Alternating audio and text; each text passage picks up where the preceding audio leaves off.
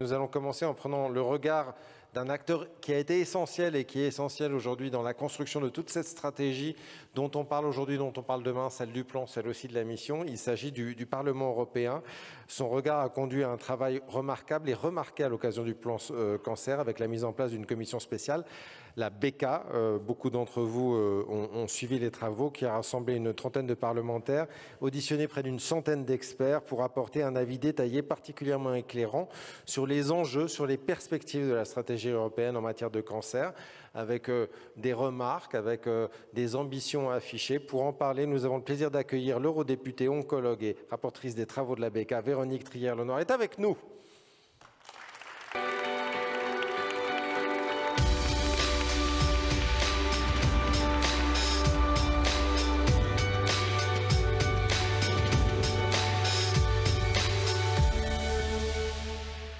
Alors bonjour Véronique, merci d'être avec nous. Vous écoutez toutes ces conversations depuis ce matin avec beaucoup d'intérêt, je le vois depuis la scène.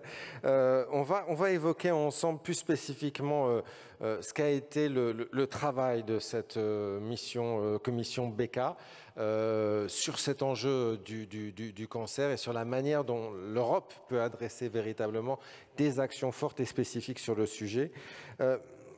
Une première chose avant, ça a été une trentaine de parlementaires, ça a été entre 90 et 100 personnes experts qui ont été auditionnés. C'est un sujet que vous connaissez bien, que vous connaissez depuis longtemps. Qu'est-ce que je dirais qui vous a le plus surpris dans ces nombreuses auditions que vous avez faites, ces nombreux avis que vous avez recueillis d'experts, de politiques aussi? Alors merci beaucoup pour l'invitation. Effectivement, cette commission spéciale parce qu'elle a fait converger des eurodéputés issus de différents secteurs thématiques, puisqu'il y a une vingtaine de commissions thématiques au Parlement européen, dans l'idée que le cancer est le modèle de ce qu'on peut faire en matière de santé dans toutes les politiques, et dans l'idée de ne pas convoquer que des personnes engagées dans les questions de santé. La principale leçon, à mon avis, ça a été, c'est déjà pour moi depuis quelque temps, l'extraordinaire croisement entre la santé et la politique, et la médecine et la politique. Les eurodéputés que nous étions ont évidemment été inspirés, guidés, inspirés par ce qu'ils ont entendu des experts, des représentants des associations de patients, des institutions qu'ils ont auditées. Et puis, je crois que les personnes que nous avons entendues ont aussi eu à cœur de porter un message qui ne soit pas seulement médico-scientifique ou associatif, mais qui soit politique. Donc, je crois que cette espèce de pédagogie croisée, ça a été une extraordinaire expérience d'une richesse considérable. En quoi, pour vous, il y a aujourd'hui un enjeu et une place vraiment très spécifique au fait d'avoir une dimension européenne aux politiques de lutte contre le cancer? La recherche, c'est une compétence communautaire, la santé, c'est une compétence nationale. C'est compliqué tout de même là-dedans de faire la part des choses. Tous les pays sont armaturés de leurs plans nationaux de lutte contre le cancer. Cette dimension européenne, elle est particulièrement déterminante dans quel domaine aujourd'hui de cette lutte contre le cancer? Pas tous, mais lesquels? Alors, il me semble que c'est un sujet qui a déjà été un petit peu défloré depuis ce matin. L'article 168, qui définit les compétences en santé de l'Union européenne, dit en gros que l'Union européenne doit assurer le niveau le plus élevé de protection en santé dans toutes les politiques mises en œuvre au sein de l'Union. Autant dire que ça permet de faire beaucoup de choses. Néanmoins, il est classique de considérer qu'il existe des compétences nationales, que ce sont des prérogatives et que l'Union européenne ne peut s'y substituer que lorsqu'un État, à lui seul, n'est pas capable de les assurer.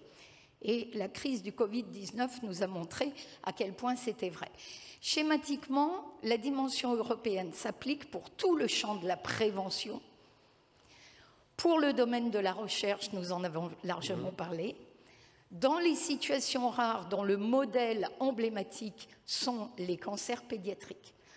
Donc si je reviens sur ces 3 grands points, la prévention s'appuie sur le Code européen contre le cancer porté par le Centre international de recherche sur le cancer, dont la directrice est présente ici.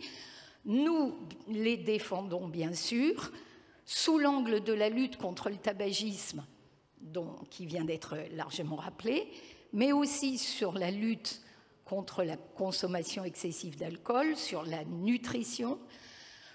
Dans ces 3 grands domaines, on a longuement parlé des taxes tout à l'heure. C'est un outil législatif et contraignant. Autres outils intéressants, la lutte contre la promotion, contre la publicité, mais surtout, je dirais, une information transparente et juste aux consommateurs. Et personnellement, après avoir entendu en cas avec beaucoup d'intérêt, je suis renforcée dans ma conviction que les taxes, c'est très important, mais que ce sont probablement les usagers, les consommateurs qui feront la différence à une condition, c'est qu'ils soient parfaitement, mais parfaitement informés. La prévention comporte aussi le volet du pacte vert. J'ai l'habitude de dire de manière un peu provocatrice que le pacte vert européen, c'est un grand plan de prévention contre le cancer. C'est la lutte contre la pollution de l'air, c'est la lutte contre les carcinogènes environnementaux à la maison et au travail. Donc, c'est un plan de santé environnementale, particulièrement contre le cancer. Et puis, dans le champ de la prévention, il y a également un champ important, là encore soutenu par des législations, qui est celui de la santé au travail. Et nous avons beaucoup progressé ces derniers temps sur la protection des travailleurs contre l'amiante et sur la protection des soignants, en particulier des infirmières, dans leur manipulation des produits toxiques, au premier rang desquels les médicaments anticancéreux. Dans le travail qui a été fait par la BECA, néanmoins, il y a d'autres champs, et il y a notamment un autre champ qui revient beaucoup sous le prisme européen, c'est celui du médicament. Négociation des prix, négociation de l'accès, des pénuries. Dans quelle mesure c'est aussi un champ sur lequel il y a quelque chose à affirmer au niveau communautaire d'important pour les années à venir? Alors, le champ du médicament est probablement celui qui a le plus progressé durant ces dernières années, qui nous permet de commencer à parler d'une Europe de la santé. Le ministre des Solidarités et de la Santé aime bien dire une Europe de la santé publique. J'adhère évidemment totalement. Le champ du médicament est également le modèle de ce que nous pouvons faire, et c'est le fil conducteur de notre plan, en termes de lutte contre les inégalités de santé.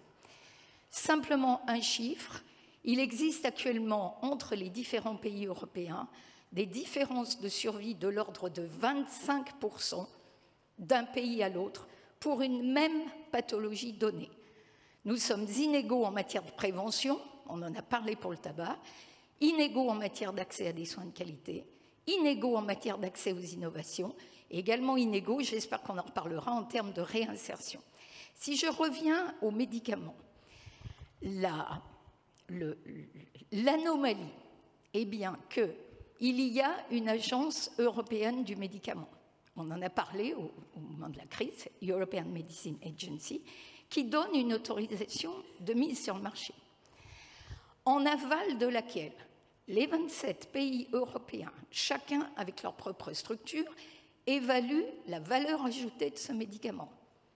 Qu'on m'explique en quoi il peut être si différent d'un pays de l'Union européenne à l'autre. Ensuite, les 27, de manière bilatérale, font des négociations sur les prix des médicaments, chacun avec l'industriel de santé.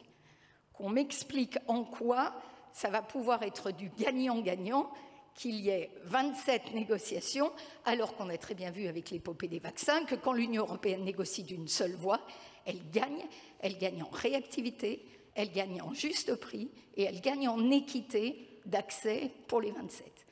Dernière étape, la problématique du médicament se heurte également aux taux de remboursement qui sont absolument dramatiquement différents d'un pays de l'Union européenne à l'autre.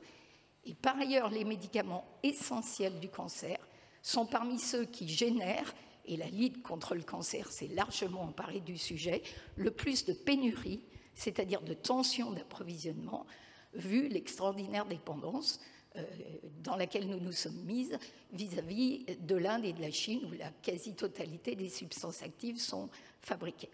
Alors, voilà ce qui ne va pas, et ça a été évoqué à plusieurs reprises aujourd'hui. Ce que nous voudrions, alors il faudra du temps, il faudra surtout de la force de conviction vis-à-vis des États membres, c'est pour ça qu'on a besoin de vous, c'est un cercle vertueux dans lequel l'évaluation de la valeur ajoutée du médicament se fait de façon conjointe. Et là, nous avons mis un pied dans la porte. C'est pour ça que j'ai applaudi à tout rompre la prise de parole de Gilles Vassal, le dispositif Health Technology Assessment.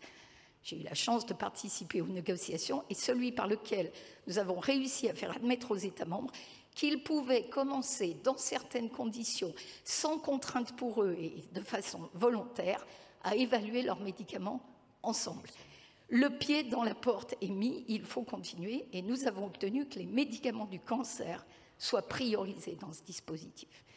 Une fois que la valeur ajoutée d'un médicament est connue, il me paraît quand même plus simple de se mettre à 27 face à l'industriel de santé pour négocier au plus juste prix la valeur réelle d'un médicament et non pas continuer à faire en sorte que le prix du médicament soit ajusté à la soutenabilité du pays concerné. Et là, il y a une inéquité majeure d'un pays à l'autre. Et puis, quand on aurait réussi à cette négociation conjointe des prix, ça sera plus difficile sur le taux de remboursement qui, là, est vraiment une prérogative nationale, mais il me semble qu'on serait plus armé aussi pour retrouver la souveraineté dont on a besoin en matière de médicaments essentiels et en matière d'innovation, c'est-à-dire arriver à relocaliser la production et à redevenir attractif pour les industriels de santé. C'est donc toute une chaîne de la production à la négociation que vous repensez et reposez. On ne va pas porter un regard très détaillé sur le Beating Cancer Plan, parce que je pense que vous en parlerez demain matin aussi, j'imagine. Je voudrais plutôt m'intéresser à des mesures que vous avez proposées au sein de la BK, qui sont des mesures emblématiques et assez spécifiques. Il y en a une qui est la création d'un Institut européen virtuel du cancer. En quoi est-ce que ça consisterait et quel serait son champ d'action ? Alors, on va quand même parler du plan européen sur le cancer. Merci. L'idée, peu importe comment on l'appelle, c'est de dire un plan européen contre le cancer, ça ne peut pas être la juxtaposition de 27 plans nationaux. Il y a actuellement, et c'est déjà une très belle avancée, 27 plans nationaux. Tous ne sont évidemment pas portés par un institut comme dans notre pays, mais il y a une démarche politique dans les 27. L'idée, premièrement, c'est de faire ce qu'on fait souvent au sein de l'Union européenne, c'est d'avoir une articulation opérationnelle, régulière, évaluée entre ces 27 plans, quelle que soit leur ambition, parce que l'ambition varie beaucoup d'un pays à l'autre. L'idée aussi, c'est que comme dans notre plan, et là en parfaite cohérence avec la Commission, John Ryan, ah oui, si, il est là, oui, je crois, c'est de mettre en articulation aussi les structures de dépistage, 25 à 80% de taux de participation entre un pays de l'Union européenne et l'autre. Mettre en relation les registres, puisque nous appelons à au moins un registre du cancer dans chaque pays européen, mettre en relation les centres de référence, que nous appelons les Comprehensive Cancer Centers et qui correspondent à peu près à nos centres de lutte contre le cancer. Bref, avoir des structures nationales d'obédience nationale, mais qui mettent en commun leurs pratiques, leurs énergies, échangent leurs données. Et puis, j'aurais bien vu aussi pour cet Institut virtuel du cancer, une mission qui soit celle au-delà des échanges de pratiques, de missions spécifiques, par exemple des campagnes européennes de prévention ou de dépistage, et peut-être l'hébergement d'une très belle idée de la Commission européenne, qui est la création d'un registre des inégalités en matière de cancer. Ça, et ça rejoint, je pense que demain dans les tables rondes, on verra un certain nombre de pays qui aujourd'hui ont besoin d'accompagnement sur la coordination très fortement aujourd'hui. C'est un des premiers grands axes emblématiques que vous portez. Il y en a un autre qui a fait aussi beaucoup parler, c'est la création de cette charte européenne des patients. Qu'est-ce que vous voudriez mettre dedans et quel impact elle aurait, quelle opposabilité, je dirais, elle aurait pour les États membres et pour les acteurs de soins? Alors, pour revenir à votre première question, la dimension européenne, c'est le champ de la prévention, de la recherche, des situations rares. Mais toutes les personnes de cette salle savent bien que c'est très loin de résumer l'ensemble du parcours d'un patient atteint de cancer qui est majoritairement sous prérogative nationale. D'un pays à l'autre de l'Union européenne, et nous l'avons constaté de façon absolument bouleversante pendant nos auditions, l'accès au dépistage, je vous ai dit, de 25 à 80%, l'accès à une information de type registre du cancer, la labellisation des établissements de santé prenant en charge les patients atteints de cancer. Nous avons un dispositif exceptionnel en France où l'Institut du cancer produit des critères qui permettent de dire tel établissement est habilité via la formation de ses professionnels, via ses infrastructures, via la multidisciplinarité, etc., d'accueillir des patients atteints de cancer. En matière de réinsertion, le scoop d'aujourd'hui, c'est que le fameux droit à l'oubli qui a été porté par la Ligue contre le cancer, n'oublions jamais que c'est l'idée des patients, est passé de 10 à 5 ans, c'est-à-dire que la double peine pour les malades guéris est en train de se réduire. 5 pays de l'Union européenne l'ont mise en place. La France en premier, le Portugal récemment. Donc, ça fait 22 pays européens qui n'offrent pas cette possibilité. Et je passe sur la réinsertion au travail, la lutte contre les séquelles de type infertilité, toutes dispositions qui sont nationales, mais pour lesquelles je pense sincèrement que si nous nous contentons de faire les recommandations du plan cancer européen, ça restera lettre morte. Donc, ce qu'il faut, et je voudrais le faire là encore avec les représentants des patients, c'est qu'il y ait un engagement écrit, signé, de l'ensemble des 27, peut-être dans un premier temps de leurs représentants selon la modalité tournante, donc il se trouve que c'est la France pour les 6 mois qui viennent, un engagement qui serait au minimum incitatif, même s'il n'est pas contraignant, à mettre en place les mesures qui vont niveler vers le haut la prise en charge des patients dans tous les pays, même si l'Union européenne n'a que le moyen de recommander. Ça veut dire qu'il y aurait aussi, c'est une charte qui serait signée, qui ne serait pas opposable, parce qu'il n'y a pas de moyen de la rendre opposable, mais qui pourrait être accompagnée par une forme de comité de suivi, de soutien, quelque chose qui aide aussi les pays à aller au-devant parfois, en effet, quand on revient de loin tout de même pour accéder à ces niveaux de prise en charge, à ces droits dits élémentaires dans certains pays. Oui, mais le comité dont vous parlez, il existe déjà.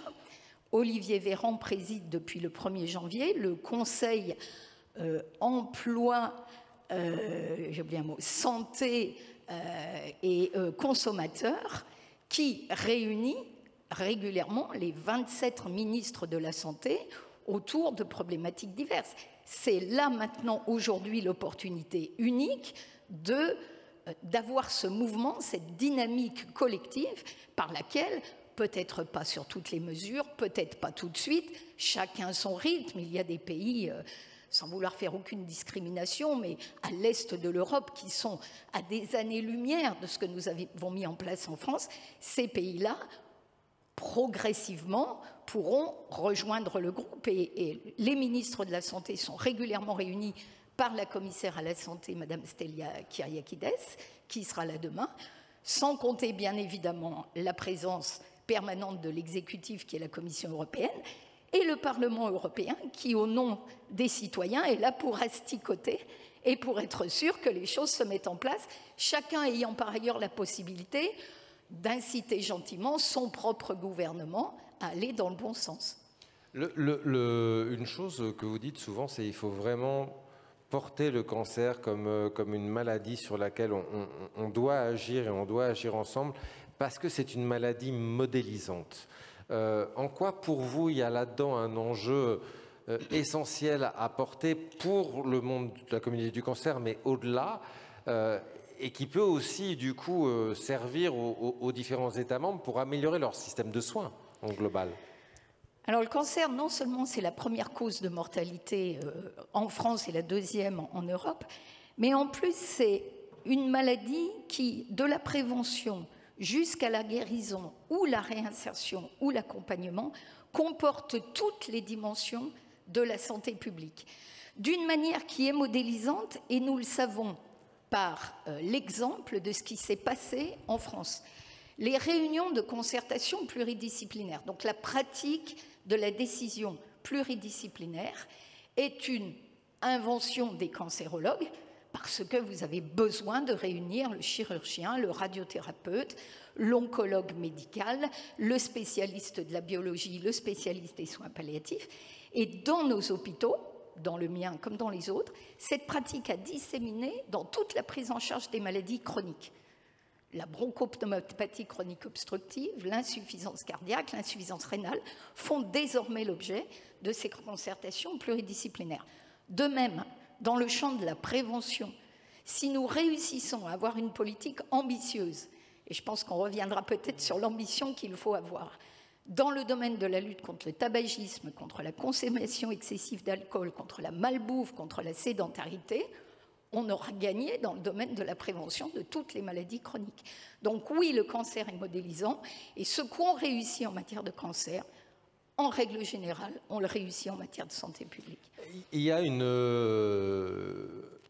chance qui est offerte par cette dimension européenne, c'est de se rassembler ensemble pour agir ensemble avec plus de moyens, plus d'idées, d'énergie aussi.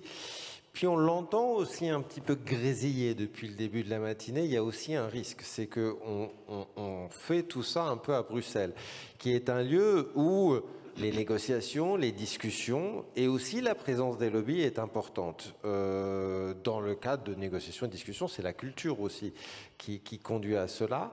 Est-ce qu'il y a besoin aussi d'accompagner cette démarche européenne d'un cadre de transparence, de dialogue plus renforcé, et si oui, pour vous, sur quels endroits, pour que ces différents aspects de cette stratégie européenne puissent être portés au meilleur des bénéfices des patients et des soignants?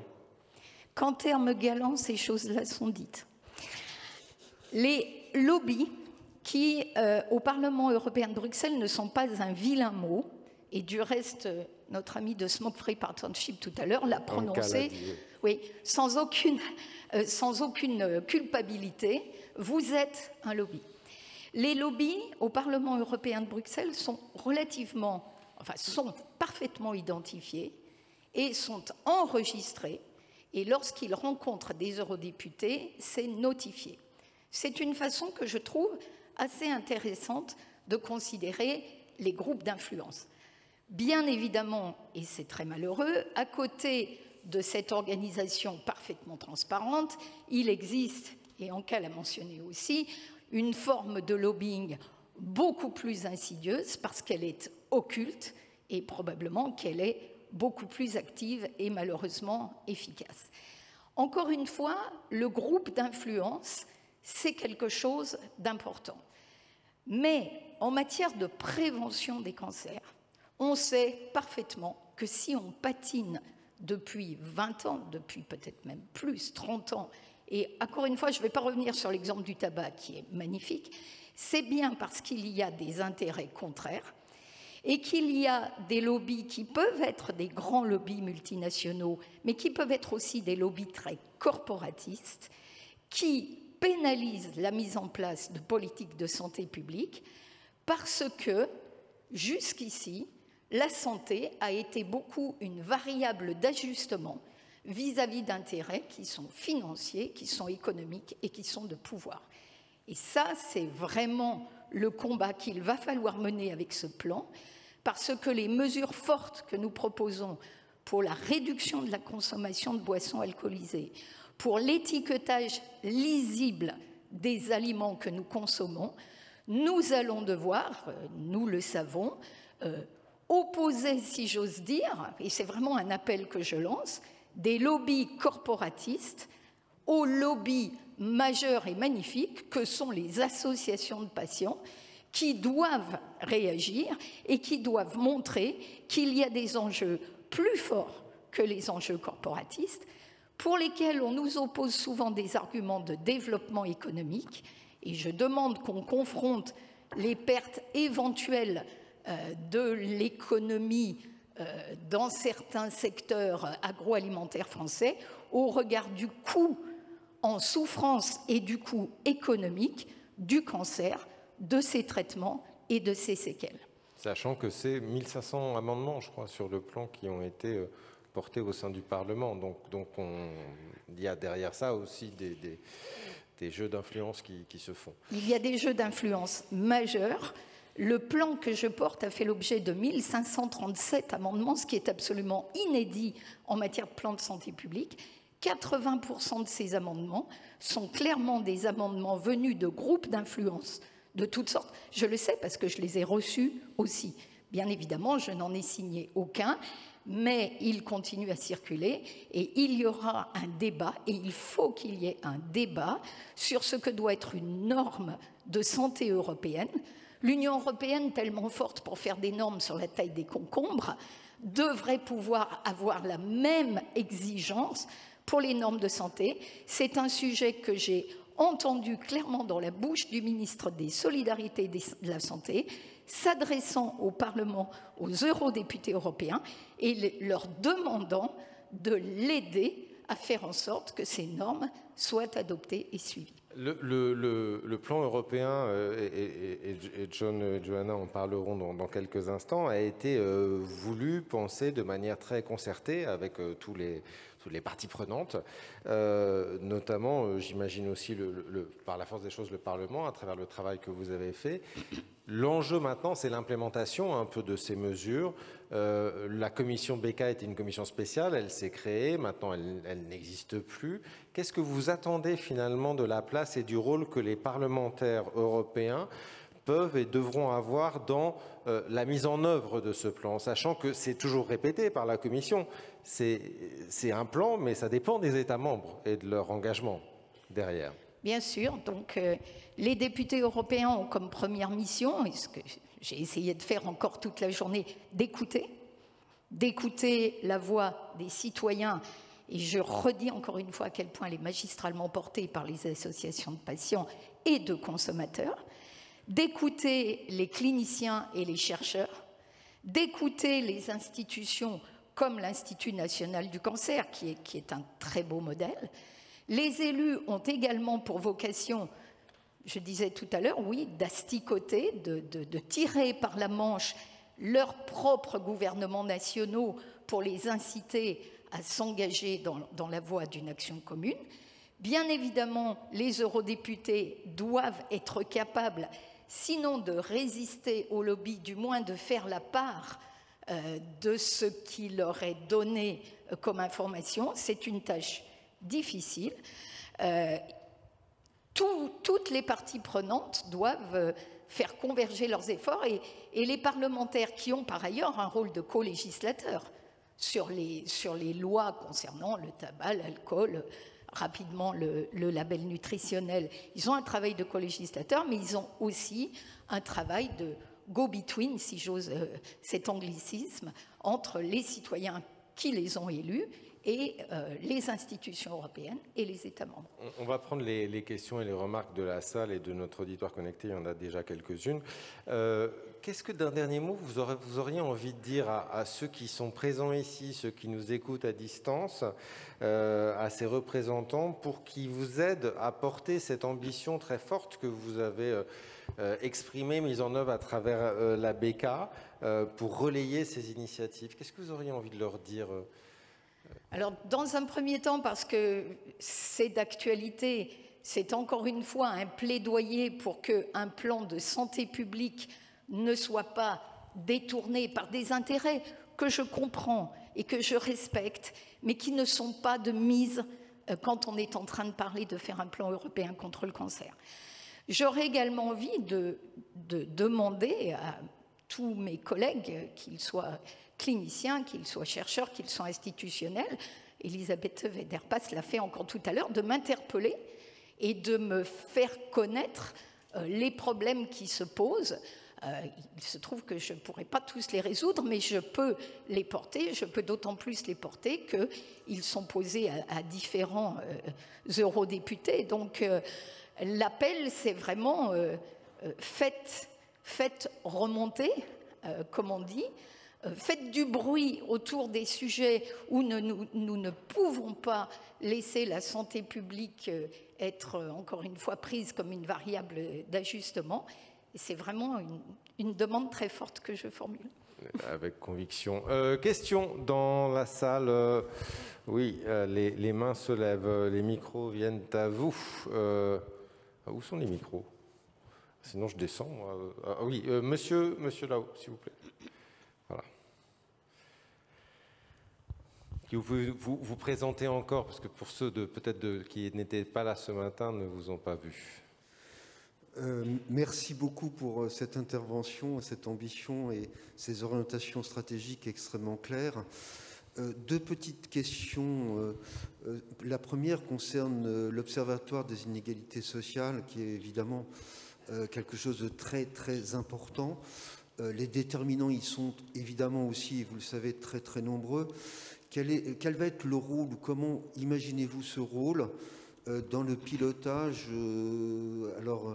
régional, national, européen, et quel est un peu ce périmètre finalement de cet observatoire? Comment vous le voyez à l'échelle européenne? Et la deuxième question comprend un peu les Comprehensive Cancer Center. L'ambition est très forte, hein, puisque 80-90% des patients doivent rentrer dans un réseau, hein, si j'ose dire. Pourquoi ce 90%? Est-ce que finalement 100% aurait été peut-être un peu mieux, si j'ose dire, plus que les 90%? Et comment vous imaginez un peu ce réseau? Est-ce que ça va être un réseau socle minimal dont on parlait un petit peu ce matin, ou au contraire un réseau d'excellence? Et comment voyez-vous un petit peu les choses de ce côté-là? Merci beaucoup. Merci beaucoup. Alors, quand vous mentionnez l'Observatoire des inégalités sociales, je pense que vous mentionnez, mais peu importe les termes, c'est juste pour que je sois sûre d'avoir bien compris, le registre des inégalités que la Commission européenne souhaite mise en place. Et vous avez fait un lapsus qui est absolument révélateur. Le mot social n'y est pas, mais évidemment, les inégalités de santé sont avant tout des inégalités sociales. On le sait, et Anka l'a encore rappelé tout à l'heure, s'agissant du tabac. Donc, ce registre a dans un premier temps vocation à être un outil de recueil d'informations sur des points qui seront ciblés, le dépistage, la vaccination HPV, les critères de fonctionnement des établissements et par exemple le droit à l'oubli. Il me semble que ça pourrait être, si vous voulez, des grands indicateurs qu'on pourrait prendre. C'est forcément la première étape. La deuxième sera bien évidemment d'essayer de corriger ces inégalités en gardant en tête que ça cible essentiellement des domaines dans lesquels l'Union européenne n'a théoriquement pas, je dirais peut-être pas encore, la compétence. En tout cas, elle n'a pas la compétence contraignante. Donc, c'est un travail d'échange de pratiques, c'est un travail de... Ça va toujours mieux quand on regarde le voisin et quand on s'inspire de ce qui fait bien. Voilà, c'est un travail de coopération entre les États. Ça prendra du temps, ce ne sera pas un outil magique, mais je trouve très fort l'initiative de mettre en place un registre des inégalités. La deuxième question portait sur les Comprehensive Cancer Center. Je ne sais plus très bien d'où vient les 90%, mais en gros, et on me l'a reproché, le modèle est quand même un petit peu calqué sur le modèle français. C'est-à-dire l'idée, c'est d'avoir au plan national des critères, si possible, partagés entre les États membres, au moins pour les principaux, qui permettent d'identifier les établissements de santé dans lesquels il est judicieux d'aller quand on est porteur d'un cancer. avec des critères qualitatifs et éventuellement quantitatifs, même si je ne suis pas très fan des critères quantitatifs. Et puis le deuxième échelon, c'est de s'assurer que dans chaque État membre, il y ait au moins un centre de référence contre le cancer. Là encore, on ne parle pas de la France ou de l'Allemagne, où il y en a déjà un minimum d'une dizaine. On parle de pays dans lesquels il y a besoin d'identifier un centre dans lequel ne vont pas converger tous les patients, mais qui, comme sur le modèle de la France par exemple, sera mis en réseau avec d'autres établissements accrédités, autorisés, labellisés. Donc l'idée en termes d'établissement de santé, c'est ça. Autre question, remarque dans la salle. Oui, monsieur, le micro vient à vous. Oui.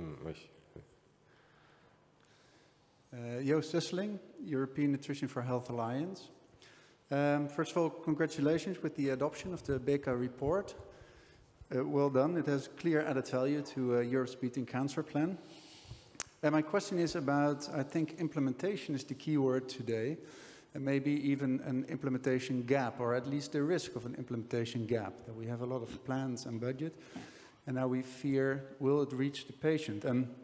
So we worked, and you just mentioned it, the malnutrition on to secure in the report access for patients to optimal nutritional care.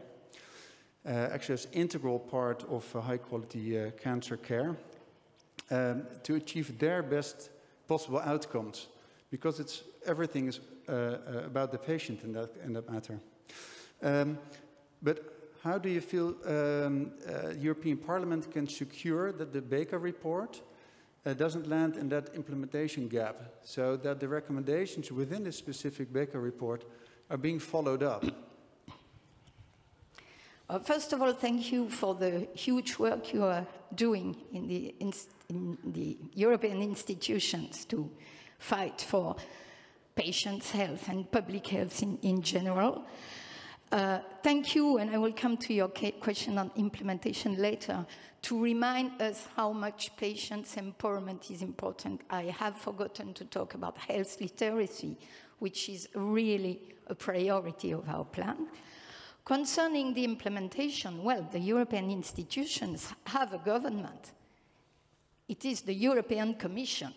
The European Commission, who has produced a plan which is very much inspiring our answer, is in charge of finding financement, but also indicators to make sure that implementation is here, both on the legislative aspects and on the more national aspects, depending on recommendations. So they are our guarantee that implementation is looked out. The Parliament, as I said, has the ambition to kind of continue the work of the BECA committee and have a group of very committed MEPs to, make sure that nothing is forgotten, that the citizens are happy, the patients' associations are okay, etc. And I do think that this work on implementation, again and again, will require the strong involvement of consumers, patients, and their associations. On avait une question. Bonjour, Giulia Petraoulo, je travaille chez Unicancer, donc la Fédération nationale des centres de lutte. Je voulais vous poser une question par rapport à la carte à puce, la Survivor Smart Card, qui a été annoncée. Donc, c'est une initiative très utile pour les personnes qui ont survécu à un cancer. Par contre, je me demande concrètement quelle sera son acceptation, déjà par les professionnels de santé et les patients, en sachant qu'il y a une multiplication d'initiatives pour le suivi des patients, des apps, des outils numériques différents. Notamment, aujourd'hui, il y a les lancements de Mon Espace Santé, aussi au niveau européen, il y en a d'autres. Donc, comment ça va c'est faire concrètement. Voilà. C'est une question très technique. Je répondrai de manière générale que l'accompagnement des survivants, qu'ils soient adultes ou qu'ils soient enfants, est une préoccupation particulièrement importante de la Commission européenne et du Parlement. S'ils le souhaitent, je laisserai Gilles Vassal éventuellement parler pour ce qui concerne les enfants et John Ryan pour ce qui est globalement de cette carte à puce. Mais l'idée qui est sous-jacente, c'est de dire qu'il y a 12 millions de survivants du cancer en Europe. Ce sont des personnes qui alertent sur le fait que le retour à la vie normale se heurte à toute une série d'obstacles que nous voulons arriver à réduire.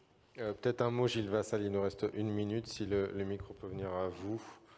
Voilà. Et John aussi. Oui. Mais John parlera... oui, John aussi. Écoute, est-ce que... En fait, le point que je voulais faire n'était pas sur Survivorship Passport ou Smart Card.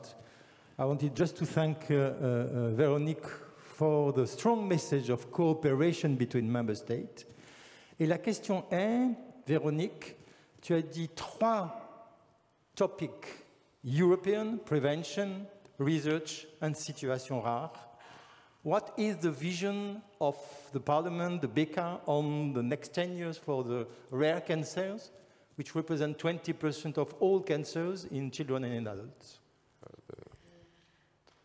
Alors, de façon probablement un peu réductrice, dans mon esprit, quand je parle de cancer rare, de façon très emblématique, parce que très modélisante, je parle des cancers pédiatriques, mais désolé si j'ai oublié de mentionner les cancers rares des adolescents et des jeunes adultes et les cancers rares en général. Je pense qu'Olivier Véran dira demain à quel point c'est une préoccupation de la présidence française. D'ailleurs, à ce titre, il organise un événement majeur le 28 février sur les maladies rares. Et il me semble que la problématique des cancers rares rejoint assez bien celle des maladies rares, retard au diagnostic, déficit d'expertise, isolement des patients et souvent des médecins, et nécessité absolue de mise en réseau pour les soins courants, pour la pluridisciplinarité et pour la recherche. J'espère que j'ai répondu à ta question. Le domaine des maladies rares, des situations rares et complexes et potentiellement curables est un niveau de dimension européenne qui d'ailleurs dispose d'un outil que tu connais parfaitement, qui est celui des European Reference Networks, qui sont des réseaux d'expertise, de partage, d'essais cliniques et d'interaction avec les associations de patients concernés, qui me paraît à financer et à continuer à financer, monsieur le directeur général, et puis à déployer sur d'autres situations éventuelles. Voilà, j'espère que j'ai répondu à ta question. Ils existent déjà sur différentes thématiques, enfants, adultes d'ailleurs notamment. Merci beaucoup, Madame Véronique Trial-Lenoir, pour tous ces éclairages et cette conviction que vous nous apportez dans cette masterclass.